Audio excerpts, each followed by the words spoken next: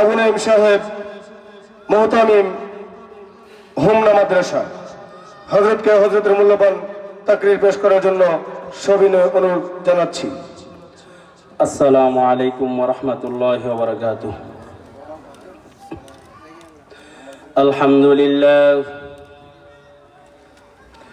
আলহামদুলিল্লাহ নাহমাদুহু ওয়া নাস্তাঈনুহু ওয়া নাস্তাগফিরুহু ওয়া নু'মিনু বিহি ওয়া নাতাওয়াক্কালু আলাইহি ওয়া নাউযু বিল্লাহি মিন শুরুরি আনফুসিনা মান ইয়াহদিল্লাহু ফালা মুদিল্লা লাহু ওয়া মান يضلل فلا هادي له ونشهد أن لا إله إلا الله وحده لا شريك له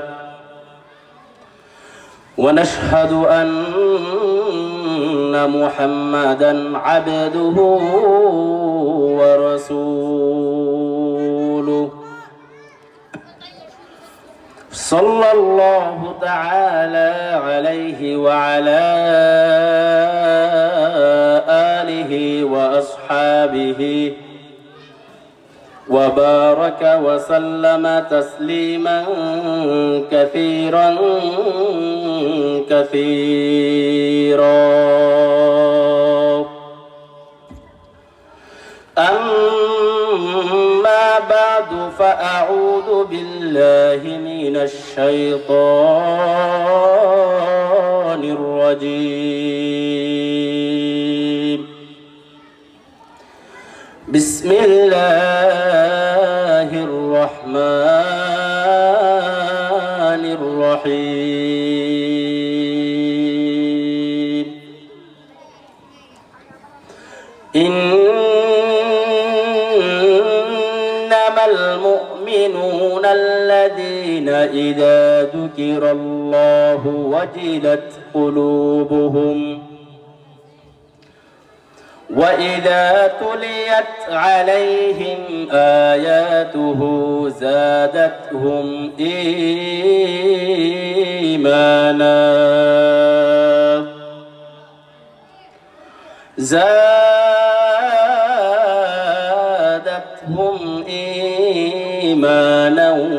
وعلى ربهم يتوكلون. الذين يقيمون الصلاة ومما رزقناهم ينفقون. وقال رسول الله صلى الله عليه وسلم: الصلاة عماد الدين، من أقامها أقام الدين، ومن تركها فقد هدم الدين. إن الله وملائكته يصلون على النبي يا أيها الذين آمنوا صلوا عليه وسلموا تسليما. সকলে মুহাব্বতে দুরূদ ইব্রাহিম পড়ি। اللهم صل على محمد وعلى آل محمد كما صليت على إبراهيم وعلى آل إبراهيم إنك حميد مجيد. اللهم بارك على محمد وعلى آل محمد كما باركت على إبراهيم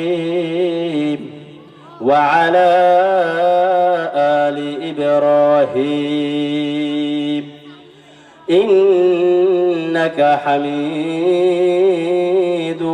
مجيد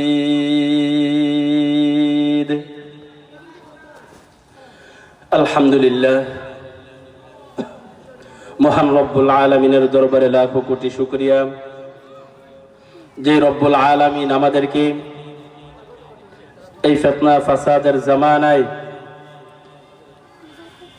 বিভিন্ন ব্যস্ততা থেকে ফারিগ করে এই দিনী মজলিসে এই জান্নাতের বাগানে আসার বসার এবং কিছু কথা আমাকে বলবার আপনাদেরকে শুনবার তৌফিক দান করেছেন এই জন্য সকলে দিল থেকে শুকরিয়া আদায় করে বলি আলহামদুলিল্লাহ। আল্লাহ পাকের তৌফিক থাকার কারণেই আমরা অধম গুনাহগার বান্দা হওয়ার পরেও আল্লাহ তাআলা আমাদের মাধ্যমে দ্বীনের কাজ করান। আল্লাহ তাআলা যাদেরকে তৌফিক দিয়েছেন তারাই এই বাগানের সাথে সম্পৃক্ত হইতে পারতেছেন, কারণ আল্লাহ তাআলা যাকে ভালোবাসেন তাকে দিয়ে এই দিনের কাজগুলো করান। সামান্য কিছু আলোচনা হবে সংক্ষিপ্ত আকারে ইনশাআল্লাহ। আসলে এই দুনিয়াটা থাকার জায়গা নয়, কেউ চাইলেও থাকতে পারবে না। যতই চেষ্টা করুক, যত চেষ্টাই হোক, যত টাকা পয়সা খরচ হোক, শুধু থাকবার জন্য থাকার যত চেষ্টাই করুক না কেন, এই দুনিয়া থাকার জায়গা নয়, থাকতে পারবো না। অথচ আমরা এই দুনিয়ার মায়ায়, এই দুনিয়ার ভালোবাসায়, এই দুনিয়ার পিছনে পড়ে যেই রবের কাছে গেলেন, যেই পরপারে আমরা যাব, যেই কবরে গেলে আমরা শান্তি পাবো, কবরের সামান তৈরি করার জন্য এই দুনিয়ার পিছনে পড়ে সেই কবরের সামান আমরা প্রস্তুত করতে ভুলে গেছি। এই দুনিয়ার মায়ায় পরে আমরা কবরের সামান প্রস্তুত করতে আমরা ভুলে গেছি। অত এই দুনিয়ার মায়ায় পরে করছ কত বাহানা,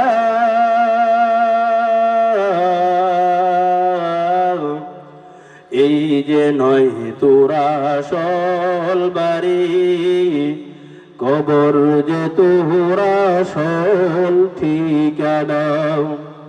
এই যে নয় তোরা আসল বাড়ি, কবর যে তোরা আসল ঠিকানা। অত এই দুনিয়ার মায়া পরে করছ কত বাহানা, এই যে নয় তোরা আসল বাড়ি, কবর যে তোরা আসল ঠিকানা। এই যে নয় তোরা আসল বাড়ি, কবর যে তোরা আসল ঠিকানা। যতই চিল্লাচিল্লি করি, যত কিছুই করি, পার্শ্বে কবরস্থান সেটাই হচ্ছে আসল বাড়ি। এই দুনিয়া চিরস্থায়ী নয়, থাকার জায়গা নয়। আল্লাহ পাক রব্বুল আলামিন এই পৃথিবীতে যতদিন বেঁচে আছি, থাকার পরে যে জায়গায় আমরা চলে যাব, ওই জায়গায় যাওয়ার আগে আমাদের কি প্রস্তুতি নিতে হবে, আমরা কিভাবে যেতে হবে, আমরা পাক্কা সাচ্চা মুমিন হয়ে যেতে হবে, পরিপূর্ণ মুমিন হয়ে যেতে হবে। পরিপূর্ণ মুমিন হয়ে যেতে যাই, আল্লাহ পাক রব্বুল আলামিন আমাদেরকে আগেই বলে দিয়েছেন। আল্লাহ পাক রব্বুল আলামিন আমাদেরকে পবিত্র কালামুল্লাহ শরীফের মাধ্যমে দিক নির্দেশনা দিয়েছেন, বান্দা তুমি আসবা কবরে, আসার সময় আমাকে ভুইল না, দুনিয়াতে প্রস্তুতি নিয়া আমি আল্লাহকে স্মরণ রাইখা পরপারের সামান যোগাইয়া তারপরে আসবা। তাহলে কি হতে হবে? পরপারের সামান আমরা যদি পরিপূর্ণ মুমিন হতে পারি তাহলেই যথেষ্ট। আল্লাহ পাক রব্বুল আলামিন বলেন, ইন্নামাল মুমিনুনা আল্লাযীনা ইযা যুকিরাল্লাহ, যারা মুমিন বান্দা, পরিপূর্ণ মুমিন, তাদের কিছু গুণ এই আয়াতের মধ্যে আল্লাহ তাআলা বলেছেন। পরিপূর্ণ মুমিন বান্দা কারা হইছে, কিভাবে হইছে, যদি হতে হয় তাহলে কি করতে হবে, সেই গুণগুলো আল্লাহ তাআলা এই আয়াতে উল্লেখ করেছেন। আল্লাহ পাক রব্বুল আলামিন বলেন, ইন্নামাল মুমিনুনা আল্লাযীনা ইযা যুকিরাল্লাহ ওয়াজিলাত কুলুবুহুম। আল্লাহ পাক রব্বুল আলামিন বলেন, আমার খাস মুমিন বান্দা যারা, মুমিন বান্দা যারা, তাদের বিশেষ কিছু গুণ আছে। আল্লাহ পাক রব্বুল আলামিন বলেন, ইযা যুকিরাল্লাহু ওয়াজিলাত কুলুবুহুম, যখন আমার মুমিন বান্দাদের সামনে আমি রবের কথা আলোচনা করা হবে, আমি আল্লাহর কথা যখন মুমিন বান্দাদের সামনে আলোচনা করা হয়, আমি আল্লাহর জন্য যখন মুমিন বান্দাদেরকে ডাকা হয়, ওয়াজিলাত কুলুবুহুম, ওই মুমিন বান্দাদের অন্তরে কম্পন সৃষ্টি হয়ে যায়। যারা মুমিন বান্দা, পরিপূর্ণ পাক্কা সচ্চা মুমিন বান্দা যারা, তাদের দিলের মধ্যে কম্পন সৃষ্টি হয়ে যায়, তাদের দিলের মধ্যে কম্পন সৃষ্টি হয়ে যায়। এই কম্পন সৃষ্টি হওয়ার অর্থ কি? যারা মুমিন বান্দা, আল্লাহ পাক রব্বুল আলামিনের কথা যখন আলোচনা করা হয়, এর কয়েকটা ব্যাখ্যা আছে। যেমন মুয়াজ্জিন যখন মাইক দিয়ে ডাকে, আল্লাহ পাকের বরত্ব বর্ণনা করে। আজান যখন দেয়, আল্লাহু আকবার আল্লাহু আকবার, তখন মুমিন বান্দা যারা আছেন, মুমিন বান্দা যারা আছেন, তাদের দিলের মধ্যে এমন আবেগ তৈরি হয়, এমন এক ভালোবাসা তৈরি হয় যে আর কাজ করা যাবে না, আর কাজ করা যাবে না। কাজ ছেড়ে আল্লাহর মুহাব্বতে, আল্লাহর ভালোবাসায় তারা তাড়াতাড়ি করে নামাজে চলে আসে। আব্দুল্লাহ ইবনে মুবারক রাহমাতুল্লাহি আলাইহি, ওনার বাড়ির পাশে এক কাঠুরি কাঠ কাটে। ওনার মৃত্যুর পরে স্বপ্ন দেখেন উনি খুব ভালো অবস্থানে আছেন। কি ব্যাপার? আমার বাড়ির পাশে এই লোক তো কাজ করতো, দিন মজুর ছিল, কাঠ কাটতো, কিন্তু দেখি মৃত্যুর পরে উনি অনেক ভালো অবস্থানে আছে। ব্যাপার কি? খোঁজ খবর নিলেন। খোঁজ খবর নেওয়ার পরে জানতে পারলেন তার তো বিশেষ কোনো আমল ছিল না, বিশেষ কোনো আমল ছিল না। একটা আমল এমন ছিল, সে যখন কাঠ কাটতো, কুড়াল যখন উপরের দিকে উঠাইতো আর এর ফাঁকে আজান দিয়ে দিত, সাথে সাথে আবার দ্বিতীয়বার নামাইতো না, পিছনের দিকেই ফেলে দিত। সুবহানাল্লাহ।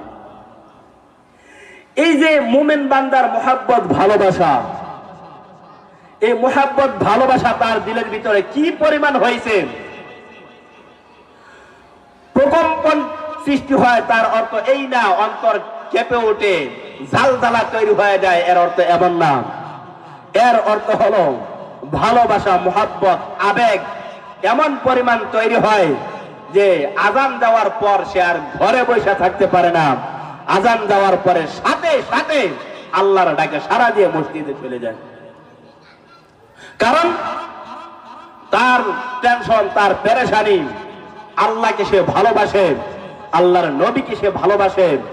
আর এই ভালোবাসা মুহাব্বতের দাবি হলো যখনই আজান হয়েছে মসজিদে, যখনই আজান হয়েছে মসজিদে, আজান হওয়ার সাথে সাথে যত কাজ, যত ব্যস্ততা, সবকিছু থেকে ফারেক হয়ে কাজ ছেড়ে দিয়ে সে আল্লাহর জন্য দৌড়াদৌড়ি শুরু করে দেয়। হযরত আলী রাদিয়াল্লাহু তাআলা আনহুর জামানায় চতুর্দিকে ফিতনা শুরু হয়ে গেছে, কিন্তু হযরত আলী রাদিয়াল্লাহু তাআলা আনহু যখনই আজান হইতো, আজান হওয়ার পরে দুনিয়ার সব কাজ একদিকে, আল্লাহর জন্য যখন ডাকা হতো, তখন তার ভিতরে আলাদা একটা পেরেশানির ছাপ তৈরি হয়ে যেত। পুরা সব ঠিক আছে, কপাল দিয়ে ঘাম বেয়ে বেয়ে পড়তাম। কেন? জিজ্ঞাসা করা হলে যে যখন আজান হয়, আজান হওয়ার পরে আল্লাহর ডাক যখন তার কাছে চলে আসে, তার দিলের ভিতরে এমন এক কম্পন সৃষ্টি হয়ে যেত, এমন এক অবস্থা তার তৈরি হয়ে যেত, তার শরীর ঘামা শুরু করত। কারণ আল্লাহ তাআলা ডাক দিয়েছেন আল্লাহর জন্য, আল্লাহর ঘরে যাওয়ার জন্য ডাক দিয়েছেন। এখন আর বসে থাকা যাবে না, যত দ্রুত সম্ভব আমার আল্লাহর ঘরে নামাজের জন্য যেতে হবে। কারণ এই দুনিয়া আমার কিছু সম্বল অর্জন করার জায়গা, আমার পরীক্ষার হল। এটা পরীক্ষায় অর্জিত নাম্বার দিয়ে আমার জান্নাত জাহান্নাম। তাহলে এই দুনিয়াতেই আমি কিছু, এই দুনিয়া থেকেই আমি কিছু আমল নিয়ে যেতে হবে, কারণ দুনিয়া থেকে আমি আর অন্য কিছুই নিতে পারবো না। অনেক টাকা পয়সা কামাইলাম, অনেক সম্পদ অর্জন করলাম, অনেক কিছু করলাম, কিছুই নিয়ে যেতে পারবো না। খালি হাতে যেতে হবে। শুধুমাত্র আমি যা কামাই করেছি নেক আমল, সেই নেক আমলগুলোই আমার সাথে যাবে।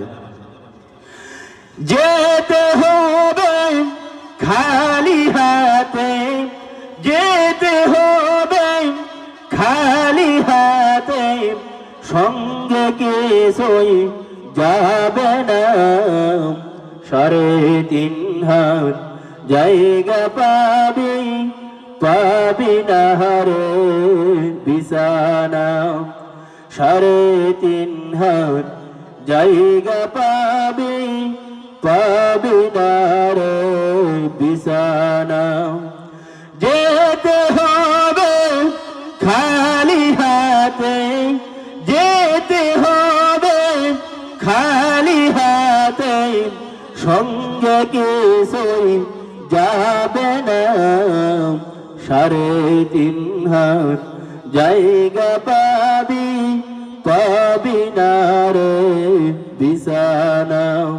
3.5 হাত জায়গা পাবি, পাবি না রে বিছানা। আজকে তুমি যাদের লাগি শুধুই পাগল পারা, যেতে হবে একা একা, কেউ যাবে না তারা।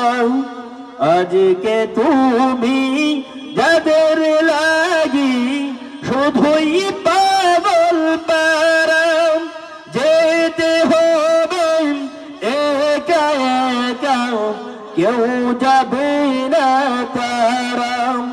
ছাড়তে হবে মায়ার বন্ধন, ছাড়তে হবে মায়ার বন্ধন, সাদের লাখানা। 3.5 হাত জায়গা পাবি, পাবি না রে বিছানা। 3.5 হাত জায়গা পাবি, পাবি না রে বিছানা। সুতরাং আমাদের খালি হাতেই যেতে হবে। যত টাকা পয়সা, যত সম্পদ আমরা অর্জন করি না কেন, যত কিছুই আমরা করি না কেন, শেষ ফল, শেষ সম্বল আমার যদি আমল না থাকে, তাহলে আমার একদমই খালি হাতে যেতে হবে। বন্ধু বান্ধব কোনো কিছুই আমার সাথে যাবে না, শুধু একমাত্র কেবলমাত্র নেক আমল আমার সাথে যাবে। তাহলে মুমিনের 1 নাম্বার বৈশিষ্ট্য হলো, আল্লাহর নাম যখন তার সামনে আলোচনা করা হয়, আল্লাহর কথা যখন তার সামনে স্মরণ করা হয়, আল্লাহর কথা যখন মুমিন বান্দার সামনে আলোচনা করা হয়, তখন তার দিলে কম্পন সৃষ্টি হয়ে যায়। وَإِذَا تُلِيَتْ عَلَيْهِمْ آيَاتُهُ زَادَتْهُمْ ঈমানা। দ্বিতীয় গুণ হলো, মুমিন বান্দার সামনে যখন আল্লাহর কালামের তেলাওয়াত হয়, তখন মুমিন বান্দার ঈমান বাড়তে থাকে। ঈমান বাড়তে থাকার অর্থ কি? অনেক আলোচনা। ঈমান বাড়ার অর্থ হলো ঈমানের নূর তার বাড়তে থাকে। যখন মুমিন বান্দার সামনে কোরআনের আলোচনা হয়, কোরআন হাদিসের তাফসীরের আলোচনা হয়, তখন মুমিন বান্দার ঈমানের নূর বাড়তে থাকে। সুবহানাল্লাহ। মুমিন বান্দার তৃতীয় গুণ হলো ওয়ালা রাব্বিহিম ইয়াতাওয়াক্কালুন। যত কষ্ট, যত কিছু আছে বিপদ আপদে, সবকিছুর ক্ষেত্রে সর্বশক্তি দিয়ে চেষ্টা করবে। আর যেই রব আমাদেরকে বানিয়েছেন, যেই রব আমাদেরকে সৃষ্টি করেছেন, ওই রবের উপর ভরসা করবে। মুমিন বান্দার 3 নাম্বার গুণ হলো, এই মুমিন বান্দা যত বিপদ আপদ আছে সব কিছুর ক্ষেত্রে আল্লাহ তাআলার উপর ভরসা করবেন, যে সব কিছু করবেন, চিকিৎসা করবেন অসুস্থ হলে, যত কিছু আছে সব করার পরে পাশাপাশি ওয়া আলা রাব্বিহিম ইয়াতাওয়াক্কালুন, সর্বোচ্চ ভরসা আল্লাহ তাআলার উপর রাখতে হবে। আমি অপারেশন করতেছি, সাকসেসফুল করার মালিক একমাত্র কে বলেন? আল্লাহ তাআলা যদি সাকসেসফুল না করেন তাহলে আমার কোনো কিছু করার নাই। অপারেশন করার পরেও অনেকে বাঁচে না, বাঁচে না। অনেক বড় বড় ডাক্তার দিয়ে চিকিৎসা করার পরেও বাঁচে না। কেন? আল্লাহ তাআলার রহমত নাই। আল্লাহ তাআলা যদি বাঁচান তাহলেই বাঁচবে। এ কারণে তৃতীয় গুণ মুমিন বান্দার, তৃতীয় গুণ হলো মুমিন বান্দা আল্লাহ তাআলার উপর ভরসা করবে। সর্বকাজে আল্লাহ তাআলার উপর ভরসা করবে। মুমিন বান্দার চতুর্থ গুণ হলো আল্লাযীনা ইউকিমুনাস সালাতা, যারা পরিপূর্ণ মুমিন তারা নামাজ কায়েম করবে, নামাজ পড়বে, তারা নিজেও নামাজ পড়বে, নিজের পরিবার পরিজনকেও নামাজ পড়ার তাকিদ করবে, সমাজে এলাকাবাসীকে নামাজের জন্য দাওয়াত দিবে। নিজে নামাজ পড়লেই হবে না, নিজে যেমনই ভাবে নামাজ পড়বে, নিজে পড়ার সাথে সাথে পাশাপাশি নিজের পরিবার পরিজন যেন নামাজ পড়ে সেই দিকে খেয়াল রাখতে হবে। নিজের পরিবার পরিজনকেও নামাজের জন্য তাকিদ করতে হবে, যাতে পরিবারের কোনো সদস্য নামাজের প্রতি গাফেল না হয়ে যায়।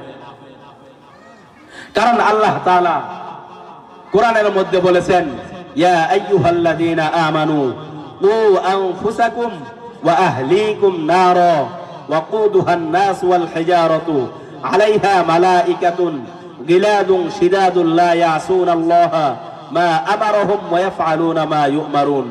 হে ঈমানদার বান্দিগণ, উ আনফুসাকুম, আগে নিজেকে বাঁচাও, ওয়া আহলিকুম নার, তারপর তোমার পরিবার পরিজনকে জাহান্নামের আগুন থেকে বাঁচাও। তার মানে শুধু নিজে নামাজ পড়লে হবে না, নিজে নামাজ পড়ার পাশাপাশি নিজের পরিবার পরিজনকেও নামাজ পড়াতে হবে, নিজের এলাকাবাসীকে নামাজের জন্য দাওয়াত দিতে হবে। এই সব কিছুর পাশাপাশি নামাজ কায়েম করতে হবে আমাদের। কারণ আল্লাহ নবী সাল্লাল্লাহু আলাইহি সাল্লাম বলেন, as-salatu ইমাদুদ্দিন, নামাজ হলো দ্বীনের খুঁটি। মান আকামাহা আকামাদ-দ্বীন, যে নাকি নামাজ প্রতিষ্ঠা করলো, নামাজ কায়েম করলো, সে দ্বীনকে প্রতিষ্ঠা করলো। ওয়া মান তারাকাহা, যে নামাজ ছেড়ে দিল, সে ফাকাদ হাদামাদ-দ্বীন, সে দ্বীনকে ধ্বংস করে দিল। আল্লাহ পাক রব্বুল আলামিন মুসলমান বান্দা-বান্দীরা মুমিন বান্দার পরিচয় এইভাবেই তুলে ধরেছেন। কোরআনের বিভিন্ন আয়াতে আল্লাহ পাক রব্বুল আলামিন মুত্তাকি পরহেজগার বান্দাদের পরিচয় তুলে ধরেছেন। হুদাল লিল মুত্তাকিন আল্লাযীনা ইউকিমুনাস সালাতা, মুমিন বান্দার পরিচয় তুলে ধরেছেন। আল্লাহর ভয় যাদের দিলের ভিতরে আছে তাদের পরিচয় এইভাবেই তুলে ধরেছেন। মুত্তাকিন কারা? আল্লাহ পাক রব্বুল আলামিন বলেন, আল্লাযীনা ইউকিমুনাস সালাতা, যারা নামাজ কায়েম করবে। অনেক আয়াতের মধ্যে প্রথমেই নামাজের কথা বলেছেন। যারা আল্লাহর দ্বীন প্রতিষ্ঠা করবে, যারা নামাজ কায়েম করবে, তারাই হলো মুত্তাকিন। মুত্তাকি মুমিন যারা, মুমিনের পরিচয় এইভাবেই বলেছেন। প্রকৃত মুমিনের পরিচয় এইভাবেই বলেছেন। প্রকৃত মুমিন ওই ব্যক্তি যে নাকি নামাজ পড়বে, নামাজ কায়েম করবে, শুধু নিজেই নামাজ পড়বে না, নিজের পরিবারকেও নামাজ পড়ার তাকিদ করবে। শুধু নিজেই নামাজ পড়বে না, নিজের এলাকাবাসী মহল্লাবাসী সবাইকে নামাজের জন্য তাকিদ করবে। আল্লাহ পাক রব্বুল আলামিন বলেন, ওয়া'মুর আহলাকা বিস-সালাতি ওয়াসতাবির আলাইহা। আল্লাহর নবী পয়গম্বর সাল্লাল্লাহু আলাইহি সাল্লামকে বলেন, ওগো নবী, ওয়া'মুর আহলাকা বিস-সালাহ, আপনি আপনার পরিবারকে নামাজের জন্য নির্দেশ করেন। ওয়াসতাবির আলাইহা, আপনি নিজেও এর উপরে দৃঢ় থাকেন, মজবুত থাকেন। লা নাসআলুকা রিজকা, আল্লাহ পাক রব্বুল আলামিন প্রত্যেকটা আয়াতে বিভিন্ন আয়াতে নামাজের জন্য তাকিদ করেছেন। কোন আয়াতে বলেছেন মুমিন, প্রকৃত মুমিন হলো ওই ব্যক্তি যে নামাজ কায়েম করবে। কোন আয়াতে বলেছেন প্রকৃত মুত্তাকি ওই ব্যক্তি যে নাকি নামাজ কায়েম করবে। সুতরাং যে নাকি নামাজ কায়েম করবে সে দিন প্রতিষ্ঠা করবে, দিন প্রতিষ্ঠা করবে। আর যে নাকি নামাজ ছেড়ে দিবে, নামাজ তরক করবে, সে দিন প্রতিষ্ঠা করবে না, দিনকে ধ্বংস করে দিবে। আমাদের সমাজে কিছু মানুষ আছে যারা বলে নামাজ দরকার নাই। আছে না নাই? নামাজ দরকার নাই। আল্লাহর নবী সাল্লাল্লাহু আলাইহি সাল্লাম মৃত্যু পর্যন্ত নামাজ পড়েছেন, মৃত্যু পর্যন্ত নামাজ পড়েছেন। আরে হতভাগা কপাল পোড়া, কিভাবে বলো নামাজ দরকার নাই? নামাজ পড়ে কি করছে? নামাজ পড়ে কি কে কি না করছে? অনেকে অনেক কিছু করেছে, আপনার মতো হতভাগা কোনো কিছু করতে পারেন নাই। আল্লাযীনা ইউকিমুনাস সালাতা, চতুর্থ গুণ প্রকৃত মুমিন যারা, তাদের চতুর্থ গুণ হলো তারা নামাজ কায়েম করবে, নিজেও নামাজ পড়বে, নিজের পরিবার পরিজনকেও নামাজের জন্য তাকিদ করবে। পঞ্চম গুণ ওয়া মিম্মা রাযাকনাহুম ইউনফিকুন, মুমিন বান্দার পঞ্চম গুণ হলো আল্লাহ পাক রব্বুল আলামিন যেই সম্পদ তাকে দান করেছেন, যেই সম্পদ তাকে দান করেছেন, সেই সম্পদ থেকে আল্লাহর রাস্তায় খরচ করবে। এটা হলো মুমিন বান্দার পঞ্চম গুণ। এই পাঁচটি গুণ যদি কারো ভিতরে থাকে, আল্লাহ পাক বলেন উলাইকা হুমুল মুমিনুনা হাক্কান, তারাই হলো প্রকৃত মুমিন, সাচ্চা মুমিন, ঈমানদার ব্যক্তি তারা। উলাইকা হুমুল মুমিনুনা হাক্কান লাহুম দারাজাতুন ইনদা রাব্বিহিম ওয়া মাগফিরাতুন ওয়া রিজকুন কারীম। তিনটি পুরস্কারের কথা বলেছেন। আল্লাহ বলেন তাদের জন্য অনেক অনেক মর্যাদা, অনেক অনেক মর্যাদা রয়েছে তাদের। ওয়া মাগফিরাতুন, এবং তাদের জন্য ক্ষমার ঘোষণা। ওয়া মাগফিরাতুন ওয়া রিজকুন কারীম, সম্মানজনক রিজিকের ওয়াদা আল্লাহ পাক রব্বুল আলামিন করেছেন। এই প্রকৃত মুমিন যারা, তাদের জন্য আল্লাহ পাক রব্বুল আলামিন আমাদের সকলকে প্রকৃত মুমিন হয়ে আল্লাহ পাক রব্বুল আলামিনের ডাকে সাড়া দেওয়ার তৌফিক দান করুক। সকলে বলেন আমিন। ওয়া আখিরু দাওয়ানা আনিল হামদুলিল্লাহি রাব্বিল আলামিন।